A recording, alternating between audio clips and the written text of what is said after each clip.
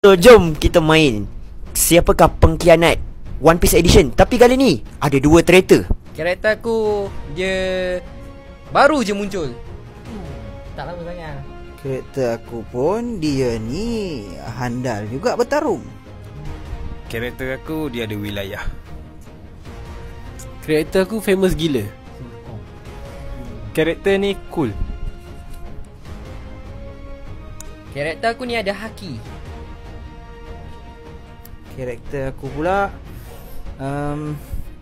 dia merupakan idola kepada somebody. Serius lah. Karakter aku dia ada bounty yang tinggi.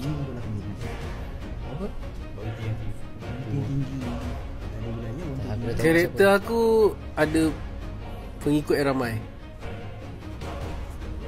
Dia ada wilayah. Dah sebut. Dah sebut. Ha. Dia ada dia pakai seluar yang lendok. Lendok. Bungkuk. Karakter aku berbadan sasa. Karakter aku kapal dia tu smell. Karakter aku Yonko.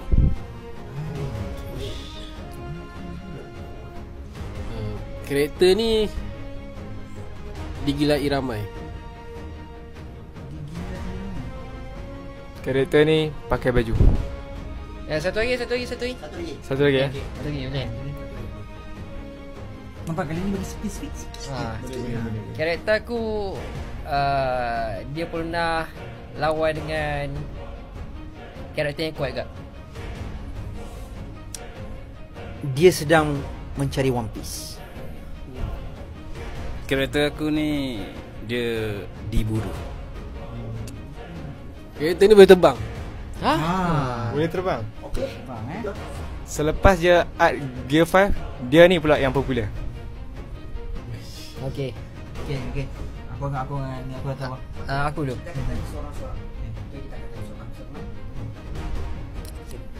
Kita mula dulu dengan Kimi Skobeto. Dua pengkhianat siapakah?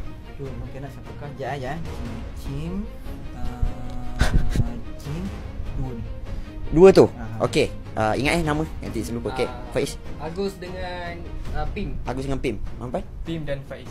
Pim dengan Faiz. Agus. Siapakah? Saya dan Pim. Saya, awak dengan Pim. Pim? Faiz dan aku. Jawapannya Agus dan Pim adalah pengkhianat. Di mana mereka berdua adalah bagi, yang lain Shanks. Aku dah agak lah